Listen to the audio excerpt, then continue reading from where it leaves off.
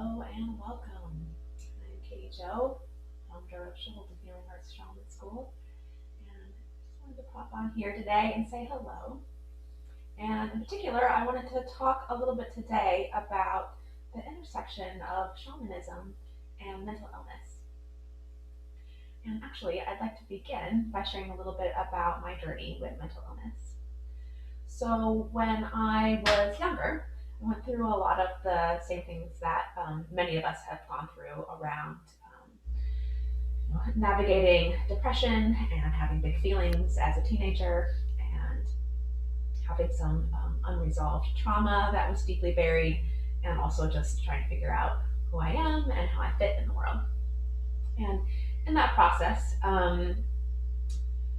I also was and have always been a pretty sensitive person. Sensitive meaning tuned into a lot of the unseen, whether that means the energy of other people or the energy of a room, or being able to engage or navigate spiritual realms, has always kind of been a part of who I was and what was in my awareness. And as I got older, and of course away from the childhood zone where imagination is totally acceptable, it began to look more and more like mental illness. And it did include some pretty extreme mood swings. So what happened is, as I was getting older, things that I didn't think were supposed to be there were there. So this looked like actually seeing some spirits, but having the adult mind to know, wait a second, why am I seeing that? Like nobody else is seeing this. This doesn't seem right, right? And also hearing words, hearing voices. So I remember, distinctly remember being in high school and, sitting in my classroom and like hearing these voices coming through my head and in my ears that were clearly not being spoken anywhere else, nor was anybody else hearing them. And so, it caused this question with like, whoa, this is kind of scary. What's going on here? And, with the culture that I grew up in and that most of us grow up in and navigate here in the US, in our modern Western culture, there's really no way to describe or understand this experience of being tapped into the unseen realms or parts of non-ordinary reality. And so what we do is we often treat it as though there is a problem. And at the same time, there were some problems. I was having trouble really figuring out who I was and how to fit in. And again, partially as a teenager and partially from being a highly sensitive person, I started having these extreme mood swings, right? And so what happened is things kind of got worse and worse, and I finally sought help and was fortunate enough to have a family that was willing to work with me in getting help and work with me in getting the help that felt right for me. And that included going to a few different therapists and counselors first and getting some who weren't going to be the right fit. So that looked like, I actually remember the first counselors, I really still remember the room I went into. It was like, kind of white and had the like neon lights, and there were like sort of just a couple cheesy posters on it. It was just like this like small square room without any windows, and she had this like awful lighting. And we did this little survey, and what was it? And I told her what I was experiencing, that I was hearing and seeing some things, and that I was feeling sad a lot of the time. And then I remember her going through the chart and asking me if I'd ever done drugs, which at the time I think I'd smoked cannabis like once, maybe twice at that time. And based on my chart and having that information, she promptly suggested that maybe I was schizophrenic, which was like, not really. I'm pretty in touch with reality here. And also, that's a pretty big leap to assume because somebody has done drugs once. I think she assumed that it must have been laced with PCP and that was causing my symptoms and blah, blah, blah. So you get the idea. It wasn't until I found the right person for me that things in my life started to make sense. So I finally found the right therapist for me who really took a look at what my whole being, everything that I was experiencing, not just what we're supposed to be like and what reality is supposed to look like for us versus like what's actually happening. And one of the things that we discovered as he put it, is I had a really large antenna. So, not only am I picking up frequencies and things that are outside of myself, whether it's just in the world in general, or, we didn't really at the time talk about spirit realms, but I suspect that he had a level of curiosity in that area, and so he knew not to shut all of that down. And also, I was an intelligent person, so I was processing thoughts and information of things that people much older than me would be thinking about, and didn't have the emotional maturity to understand what it is that I was processing. So this started causing these mood swings. And in the end, now when I meet people and they find out that I was diagnosed bipolar as a young person, they're usually shocked, right? And part of it is because they probably have somebody in their life who is still very much in the trigger and the extreme state of that pattern. What helped me a lot was the practice of mindfulness. So what I learned is oftentimes we get to the depressive side of things, and this is true of anybody, not just someone who is diagnosed with a mental illness, right? We get to something that's sad, or we get to the boring parts of our lives, or we get to a part of the day where we're feeling kind of like ugh and grumpy, and we want to do whatever we can to get out of that state. And so oftentimes we start, making rash decisions, or we go and have another cup of coffee, or eat something that'll like amp up our energy, or we go start some drama or talk some shit about somebody, just to kind of stir up that energy because we start to feel sort of slumpy, right? And what I actually learned is that while many of us try to manage the depressive side of things, what was better for me was learning how to manage the manic side of things. So this is the side and the state that you're in when you often, at least the benefits of it are being highly creative, being really intuitive, being really active, having lots of energy. And so these are all qualities that we view as being really good, right? And so what ends up happening is we find ourselves in those states where we're hyperactive and really excited, and we go with it. And what I learned actually is helping myself to bring myself back into balance when I'm on the extreme up was more direct and beneficial than helping me manage my symptoms when I was on the extreme down. Because what would happen is when I rode that wave of the extreme up, that's actually what was causing the extreme down afterwards. So what I learned to do is when I would find myself getting really amped up, was I would find a way to channel that energy into something productive and calm, or to actually calm my energy back down. That I actually don't need to be hyperactive to be a creative, productive person. And this really helped me find that middle ground and bring my mood back into balance. But of course, this is more than just managing symptoms and managing mood swings. Because in the end, what caused all of this in the first place was that there was a whole part of my being that wasn't getting expressed. And this is often what happens when we find ourselves in depression, is there's a whole part of our being that is not getting expressed, that's either being shut down or shut out from our life and as a person.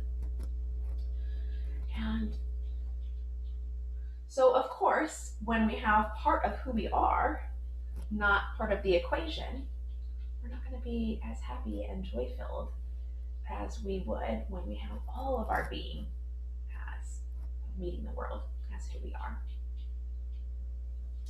And so it was shortly after I went through this whole ordeal with mental illness, and this included medication. And I will say that although I'm not a supporter of medication, I do feel that it's important sometimes, and one of the best ways that we can use it actually is when people are starting to unravel or get off-centered too far, can help them bring them back to center so that then they can take the steps to move beyond needing medication to be in their center again. I notice a lot of talk on both extremes in this conversation, and in particular from people who have gone through mental illness, who have strong words about against using medication. And although I personally don't, it helped me in a lot of ways to kind of restabilize so I could get grounded again and then make decisions based on what was true for me and not in reaction. It also squashed a lot of who I am and my personality and my gifts. So that was kind of the full spectrum of the thing. And I encourage you to, sit in a place of non-judgment as somebody explores what's right for them, because what's right for you isn't going to be right for everyone. So that being said, shortly after I went through this ordeal was when I found shamanism and began my journey with the shamanic path. And really what the shamanic path helped me do was get in touch with all of these different parts of myself and parts of my being and begin to develop a relationship with them and begin to bring them back to myself so I can meet the world in my wholeness, rather than in my collapse, or rather than meeting the world in a few very carefully selected parts of my personality that I thought were appropriate for the world. So a huge part of who I am is actually that I'm exceptional at traveling through realms, and I have a huge capacity to navigate unseen realms. And I also am highly connected to the spiritual world, to the spirits, and have a way of being able to bring that information into the 3D. In a way, it's partially my job, my role in our great community to do this kind of work. And at the time, in my late teens, early 20s, there was no context for this. So there's this huge part of who I am and a huge part of a gift that I have that at the time I couldn't see how it had a place in society. Not to mention, growing up in a pretty conservative community that was especially reactive to these traits. And what I learned through the process or through the journey with the mental illness world is that these diagnoses are the name that we put on the pattern we're experiencing, but they are not who we are. Right? Just like bipolar was a name for my patterns, swinging from one extreme to the other, bipolar is not who I am. Because I was actively having hearing and seeing things that weren't there that would be described as hallucinations. There was talk about maybe she's in psychosis, right? Detached from reality. But of course, I wasn't detached from reality. I was still, accomplished student and doing pretty well and able to communicate with people in a normal way. But there were just other things happening, and I knew that they were outside of the ordinary, right? So same thing, just like psychosis is the name for the pattern of interacting with non-ordinary reality, it is not who I am. And the same is true for depression. And when we're depressed, we're usually depressed for one of two reasons. Either there's a part of who we are that still hasn't been realized and integrated into the world, and often that's related to our gift. And often our gifts are things that we have created a belief that the world doesn't value. And so our job actually is to get in there and open the pathways so that we can see that they're actually for ourselves, that our gift actually has value. Right? And this is true for people that are sensitive as well, right? When we can feel and sense things that are happening in a room and with other people, sometimes it feels a little bit like a burden. But that's when we take them on as ours to manage, right? When we remember that they're actually not ours to manage, we can release them and let them return to those that they belong to. But we can also use our gift to help people, which is why so many people who are sensitive and empathic and psychic and intuitive find themselves in healing work and coaching careers, because there's a way that they can actually tune in to the energy of another person and help them, see deeper than what they can see for themselves. Right? So one of the main reasons we end up finding ourselves in depression is, when part of who we are isn't realized in the world, part of our being isn't accepted within ourselves even. And then the other reason is often because of unresolved trauma. and this can be buried pretty deep.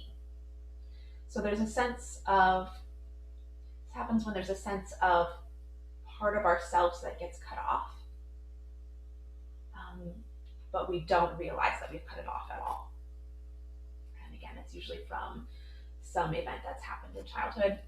And I say this a lot, but sometimes we feel like it's only trauma if it's something like really big, that if it's like, sexual violence, or if it's, um, the death of somebody close to us when we're really young, or being in a really chaotic environment, or alcoholic parents, or something like this. But trauma can be as simple as being unheard when we're a kid, or being ignored, or being laughed at. These actually affect us in the exact same way. And so when we're not aware that that part of who we are from that time has been labeled as bad in our psyche and shoved off into a corner, then part of who we are is missing in the world. And then we end up meeting the world in the way that we think it wants to see us, instead of the way that we truly are. And this can cause us to be depressed, right? And so depression is showing us our pattern, but you are not your depression. So when if you find yourself in this pattern, good. Now you know what's happening. That there's a part of yourself that is not being allowed to be seen by yourself or by others, right? And you can take the steps to recover those parts. Sometimes those parts get so far away from us that we begin to believe we can never actually be good. So we might actually do crazy things or mean things repeatedly, right? We might even do them so much that we actually begin to call in a mental illness diagnosis so that we can tell ourselves that it's not our fault, that this is something that is just who I am, that I'm just fundamentally flawed in my own nature, right? But again, these diagnoses are the name of your pattern. They are not who you are.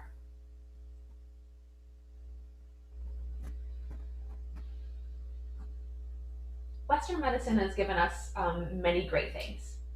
And it's important to understand also in this work that sometimes a person does just need therapy, right? And I think this is important, especially for us as healers, because sometimes we can get pretty excited about the things that we've seen happen or the things that we know we can do. And so we think it's our job to do it for everyone. And what we want to be careful, and if we want to operate in deep integrity and on a higher level as a healer, our job is actually to help a person realize their own truth rather than doing a thing to them or for them. So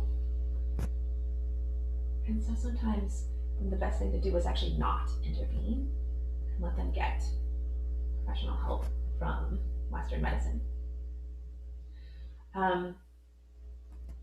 And this is part of an individual's journey, right? And the same is true outside of psychology. The same is true, for medical doctors, right? If I were to break my leg, I would definitely be going to the doctor. I would also probably be going for some energy work and some healing work, because, as we know, our energetic body is closely related to our physical body. It might even be where our physical manifestations originate, from our energetic body.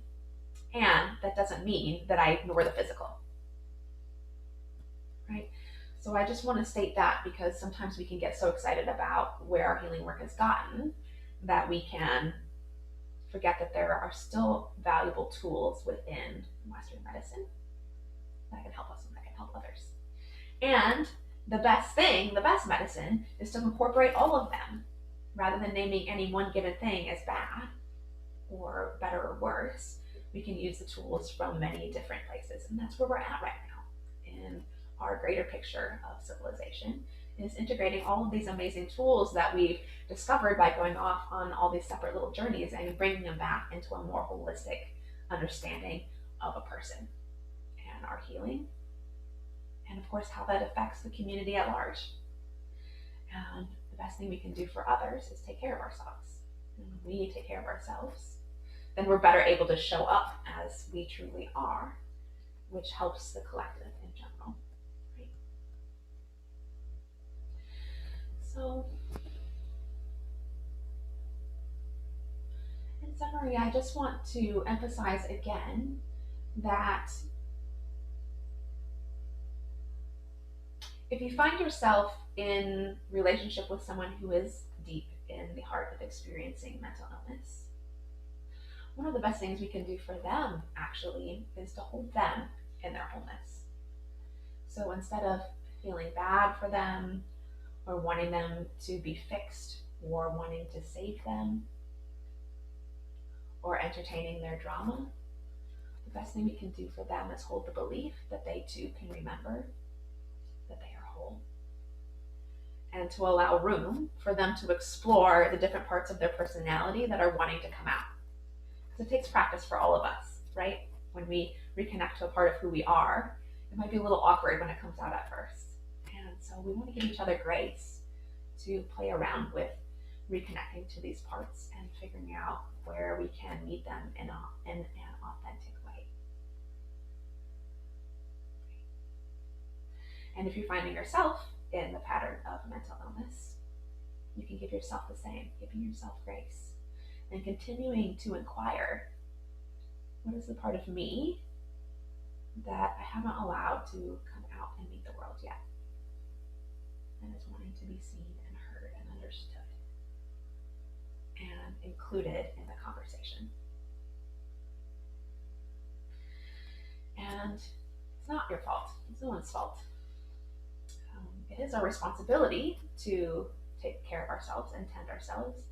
And again, we're all navigating this piece of post-colonialism where we've separated the individual from nature. And we decided that hierarchy is the best way and that conquering is the best way, right? And so as we're navigating, moving back into a holistic way of being with the earth and each other, give yourself some grace. Because many of us aren't yet there. We're still actively working to recreate and remember the way of being in sacred circle with one another. And while we're in that process, there's going to be some road bumps. There are going to be times when we still feel like we can't let all of who we are out. And there's going to be times where we still have to pay our bills and do the things that we need to do to survive and thrive, right? And so remembering that this is all part of the reintegration process that we're in together right now. And these are my words for you. Bye for now, and talk to you.